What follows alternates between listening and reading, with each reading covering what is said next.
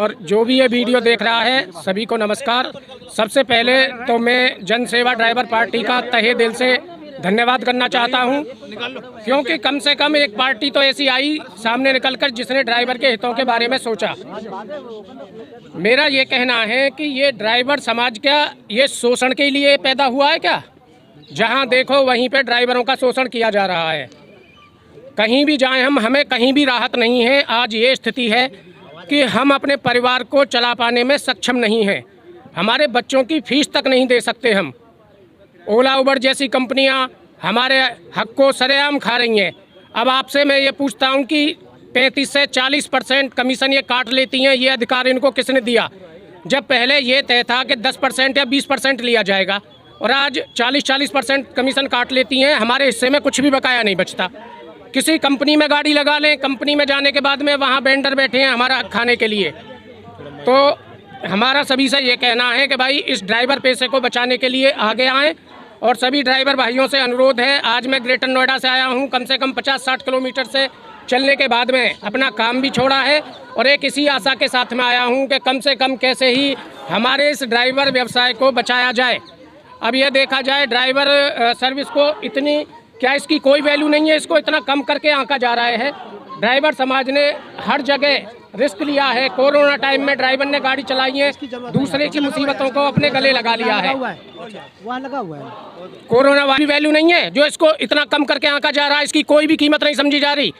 कहीं भी देखो आज हमारी गाड़ी में लोग एयरपोर्ट जाते हैं, रेलवे स्टेशन जाते हैं, पता नहीं उनका कितना इम्पोर्टेंट काम है, कितने ज़रूरी काम से जा रहे हैं, लेकिन हम उन्हें टाइम से उनके गंतव्य तक पहुंचाते हैं। बीमार लोगों को लेकर जाते हैं, कहीं मान के चलो अगर हम टाइम से नहीं पहुंचाएं तो किसी की जान जा सकती है। किसी जच्चा बच्चा को लेकर जा रहे हैं उनके लिए खतरा हो सकता है, लेकिन हम पूरी ईमानदारी से इस पेशे को निभाते हैं। लेकिन हमारी कहीं भी कोई वैल्यू नहीं है, कहीं भी कोई कदर नहीं है। तो मेरा ये सरकार से निवेदन है कि ये ओला उबर या बाकी कंपनियों के जो वेंडर हैं ये तो अपनी लग्जरी लाइफ जी रहे हैं और हमें इतना भी नहीं कि हम अपने बच्चों को भी पाल सकें। तो कम से कम हमारे यही अनुरोध है सरकार से कि हमारी तरफ भी सोचा जाए। हमारी भी सर्विस का हमें उचित मुआवजा मिलना चाहिए।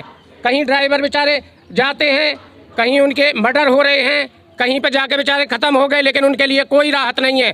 कैसे करेगा उनका परिवार? तो मेरा सभी से ये कहना है कि ड्राइवर भाई अपने इस पेशे के लिए आगे आए। और जन सेवा पार्टी का मैं फिर से बहुत बहुत धन्यवाद करना चाहता हूँ। धन्यवाद।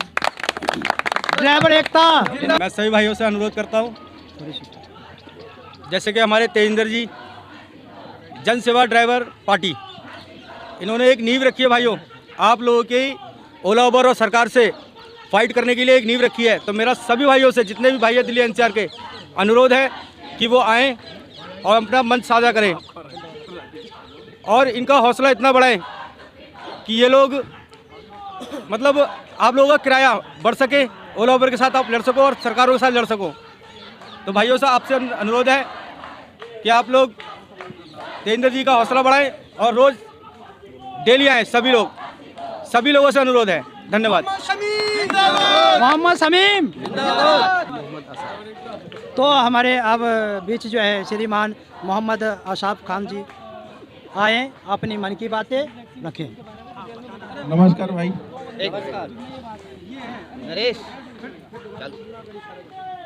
नमस्कार भाइयों।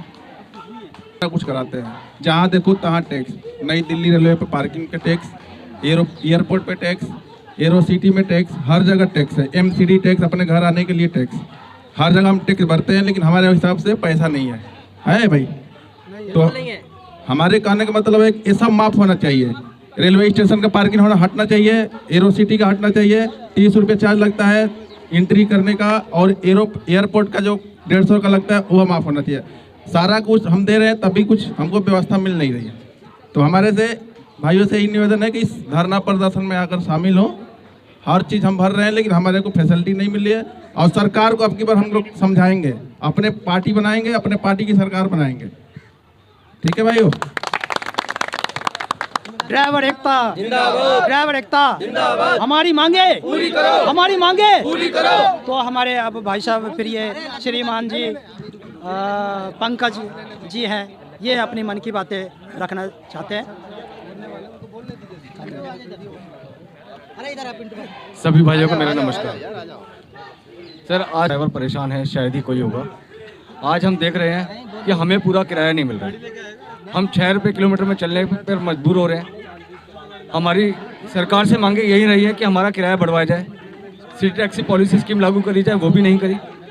हमने सब जगह लेटर दिए, सबसे बातचीत करने की कोशिश करी, मगर कोई हमसे बातचीत करने को तैयार नहीं है। आज की डेट में ड्राइवर की परेशानी कोई समझने को तैयार नहीं है। ये सरकारें आती हैं चली जाती हैं, मगर ड्राइवर की कोई नहीं सुनता। इसलिए हमने ये जन सेवा ड्राइवर पार्टी बनाई है और इसके ऊपर चलकर हम आगे अपनी सरकार बनाएंगे और अपनी मांगे जो हैं वो मनवाएंगे। अब ओला उबर की जो गुलामी है उससे हम इतना परेशान हो चुके हैं कि 6 रुपये किलोमीटर में चलने में मजबूर हो रहे हैं, और वो 6 रुपये किलोमीटर जो हमें मिलता है उसके अंदर हमारी गाड़ी की कॉस्टिंग भी नहीं निकलती है। आज हम इतने परेशान हैं कि अपने बच्चों को पढ़ाने के लिए हमारे पास पैसे नहीं होते, अपनी इंश्योरेंस करवाने के लिए पैसे नहीं होते, अपने गाड़ी की पासिंग करवाने के लिए पैसे नहीं होते। हम इतने परेशान हैं कि हमारी जेबें खाली पड़ी हुई हैं बिल्कुल।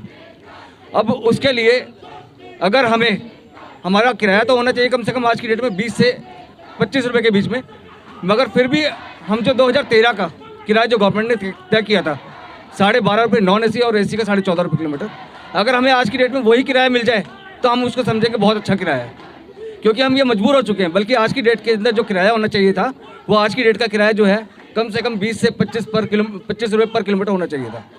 बस मैं यही चाहूँगा कि सभी भाई एक साथ आएँ और अपनी अपनी मांगे रखें और एक साथ इकट्ठे हों। जब तक हम इकट्ठे नहीं होंगे, जब तक हम एकजुट नहीं होंगे, जब तक हमारी मांगे पूरी नहीं होंगी। इसलिए मैं सब भाइयों से कहना चाहूँगा अपने घरों पर ना बैठें, यहाँ पर आएँ। ये धरना प्रदर्शन जो चल रहा है ये सब आप भाइयों के लिए चल रहा है, हमारे लिए चल रहा है, सबके लिए चल रहा है। कृपया करके जल्द से जल्द यहाँ पर पहुँचने की कोशिश करें। धन्यवाद। ड्राइवर एकता